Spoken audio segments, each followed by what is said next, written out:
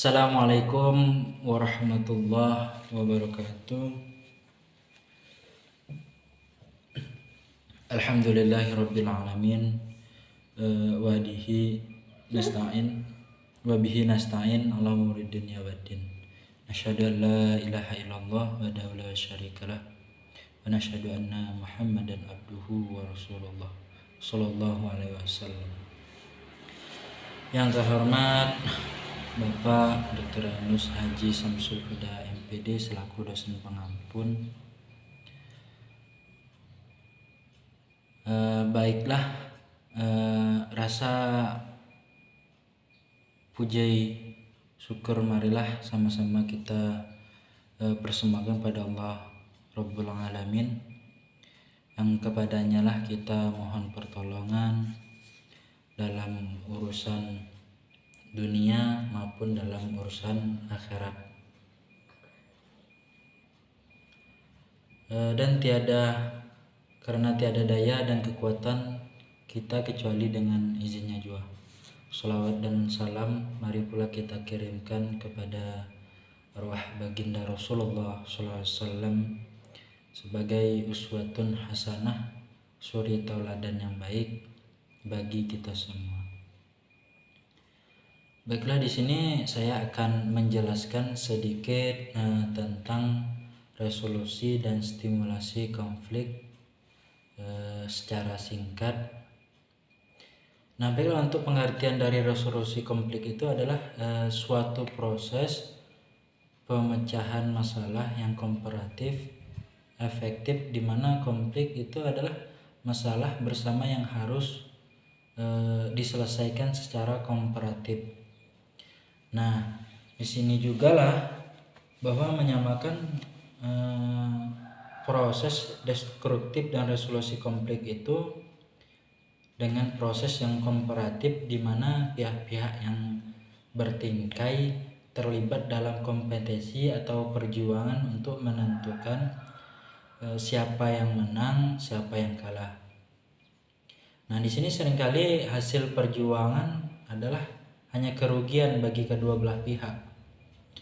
Maka dari itu, lebih lanjutnya untuk menunjukkan bahwa proses komparatif, konstruktif, resolusi konflik dipupuk oleh efek khas atau kerjasama. Nah, resolusi konflik ini juga adalah kerangka kerja yang intelektual umum untuk memahami apa yang terjadi di dalam konflik, bagaimana melakukan intervensi di dalamnya. Dan juga selain itu, bahwa pemahaman dan intervensi dalam konflik itu juga ditentukan bahwa memerlukan pengetahuan khusus tentang pihak yang berkonflik atau bermasalah dalam konteks sosial, aspirasi mereka pun, orientasi konflik mereka, norma-norma sosial dan sebagainya. Implikasi penting pun dari kerjasama kompetensi ini adalah bahwa orientasi konferatif atau menang untuk menyelesaikan konflik juga sangatlah memfasilitasi resolusi yang konstruktif. Sementara untuk orientasi kompetitif atau menang kalah menghalanginya itu lebih mudah untuk mengembangkan dan memelihara sikap menang jika mempunyai dukungan sosial untuknya. Nah, dukungan sosial ini pula lah yang dapat berasal dari teman-teman rekan kerja atau pengusaha media atau komunikasi kita terhadap implementasi paling penting dari resolusi konflik itu juga berkaitan dengan proses-prosesnya komparatif yang terlibat dalam penyelesaian konflik yang konstruktif. Nah, jadi daripada jantung proses inilah yang adalah pembingkaian ulang konflik sebagai permasalahan bersama yang harus diselesaikan atau dipecahkan melalui upaya kerjasama. Nah, pembingkaian ulang membantu mengembangkan orientasi komparatif konflik, bahkan jika tujuan dari pihak-pihak yang berkonflik ini dapat kita lihat pada awalnya konflik, baik menang kalah mendorong pihak-pihak untuk mencari prosedur yang adil, juga menentukan siapa yang pemenangnya, serta untuk membantu yang kalah mendapatkan manfaat melalui kompensasi atau dengan cara yang lain. Nah, di sini jugalah yang melekat dalam pembingkaian adalah asumsi bahwa resolusi konflik apapun yang dicapai itu ia dapat diterima masing baik dari pihak ini maupun di pihak itu, dan dianggap adil oleh kedua pihak tersebut. Penentuan langkah-langkah resolusi konflik inilah yang ditentukan nantinya oleh pemahaman tentang konflik sosial.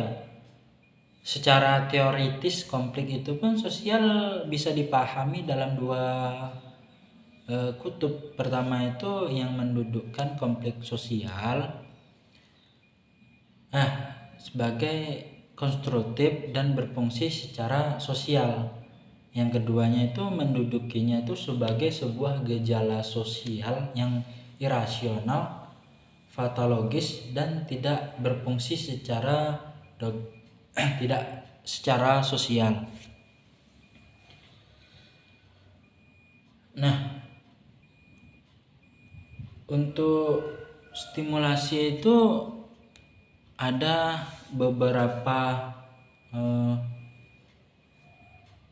metode, dan metode stimulasi itu ada metode baik dari pengelolaan konflik. Stimulasi konflik pun yaitu upaya menstimulasikan konflik yang terlalu rendah sehingga pelaksanaan program menjadi lambat, dengan agar menjadi konflik tersebut itu dapat memicu untuk persaingan untuk menuju ke hal-hal yang lebih positif seperti percepatan kerja, pencapaian target yang lebih tinggi. Nah, itu pun memacu inovasi dan kreativitas baru. Pengurangan atau penekanan konflik itu pun upaya untuk mengurangi konflik yang terlalu tinggi sehingga berpotensi produktivitas, juga mengganggu kerjasama kelompok.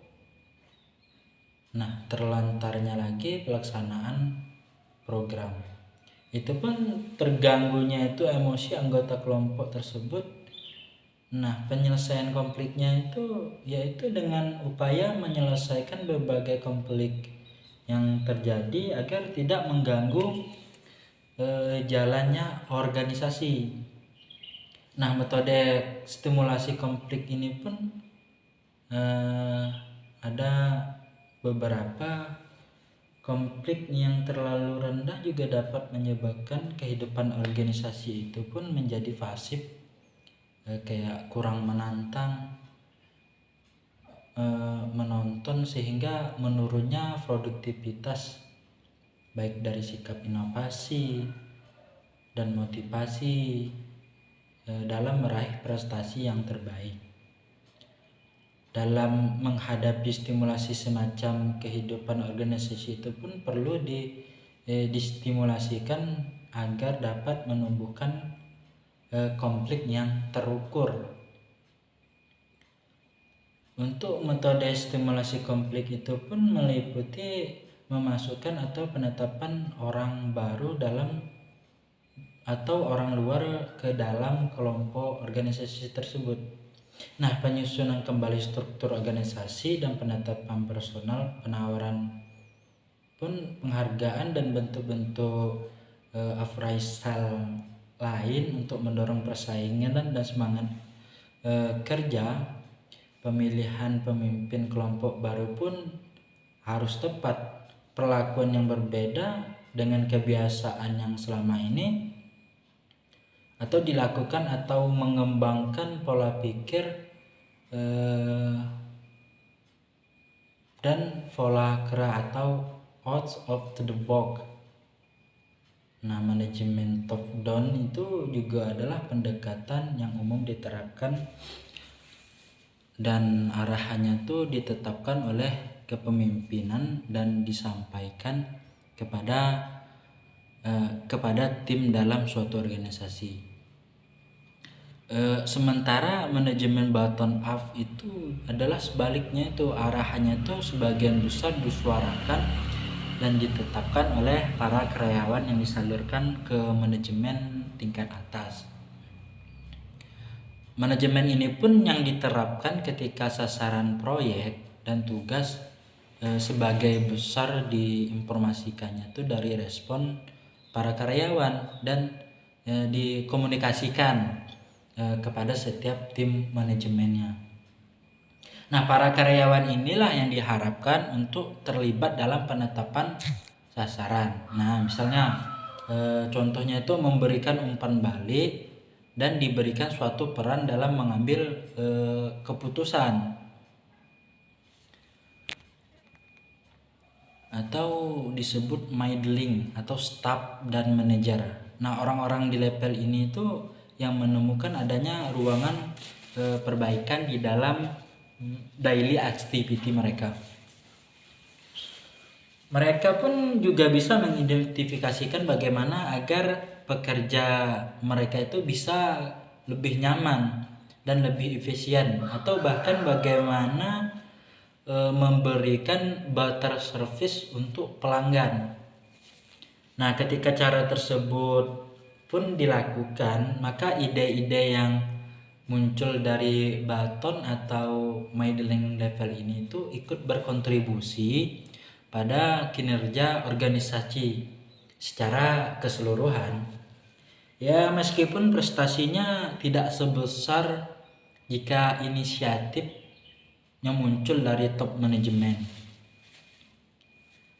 Nah, jadi untuk menurut pendapat seorang yaitu ahli Laws, Mr. Fondi sumber yang didapatkan memicu konflik itu di dalam organisasi itu ada beberapa hal juga. Yang pertama itu konflik yang sering terjadi itu karena saling ketergantungan dalam menjalankan tugasnya antara unit yang satu dengan yang lainnya, saling ketergantungan sehingga terjadinya konfrontasi dalam merebut otonomi dan koordinasi. Nah, masing-masing unit ini akan memperjuangkan otonomi yang lebih besar untuk kepentingan unitnya atau untuk lebih berkepentingan untuk kelompoknya. Nah, langkah ini akan berbenturan dengan langkah dan keinginan organisasi dalam melakukan koordinasi. Semakin tinggi tingkat koordinasinya, maka dalam memperjuangkan otonomi maka semakin tinggi pula lah potensi konfliknya. Apakah itu antara individu atau kelompok maupun antar kelompok-kelompok dalam organisasi tersebut. Jadi untuk kedua sumber tersebut itu ialah empuknya pemicu konflik dalam organisasi lainnya. Ada juga perbedaan dalam menetapkan prioritas dan tujuan. Jadi di mana masing-masing kelompok tersebut tuh pada umumnya itu memperjuangkan kepentingan dari tujuan kelompoknya masing-masing tanpa memperhatikan tujuan dari kelompok yang lain. Hal seperti inilah yang akan memicu konflik antara kelompok ini antara kelompok dalam organisasi tersebut. Menjadi subur yaitu faktor yang ketiga, faktor birokrasi itu terkadang ada kesalahan dalam mendesain birokrasinya. Kesalahan dalam desain birokrasi dan prosedur ini juga adalah sumber empuknya konflik yang akan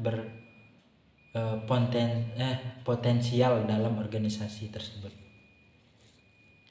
Nah, yang keempat itu ada ukuran kinerja yang tidak sesuai.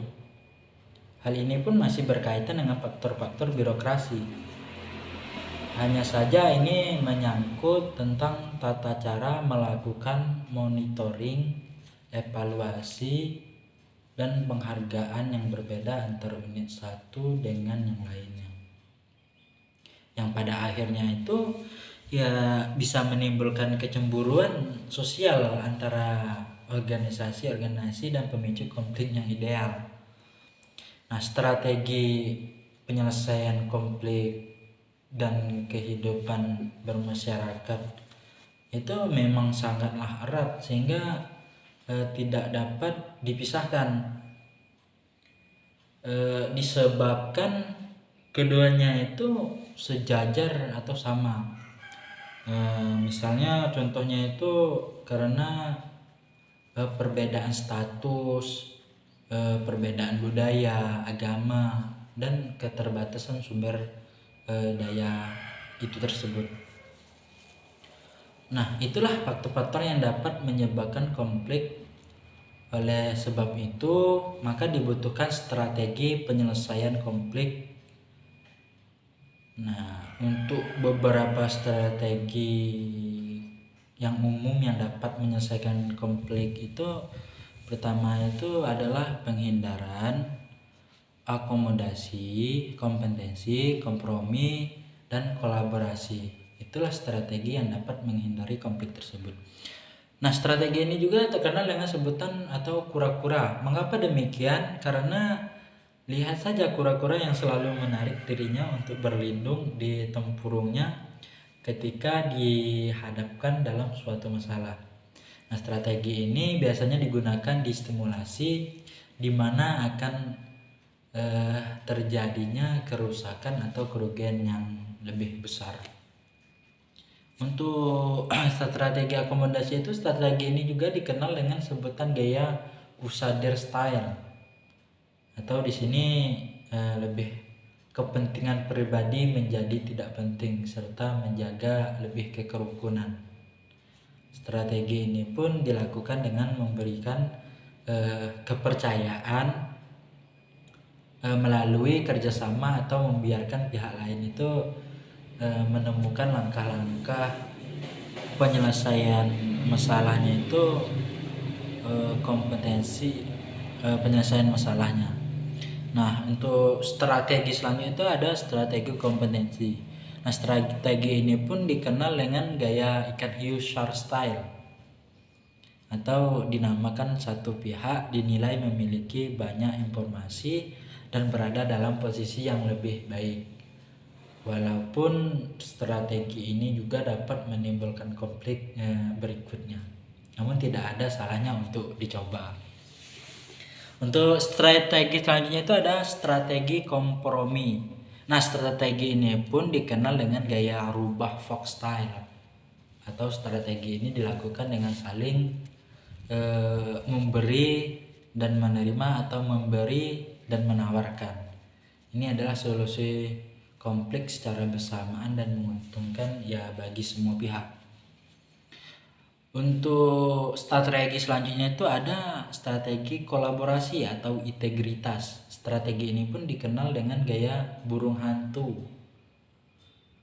Nah, ini dilakukan dengan menyatukan pikiran di mana pihak yang sedang berkonflik memiliki tujuan yang sama gitu.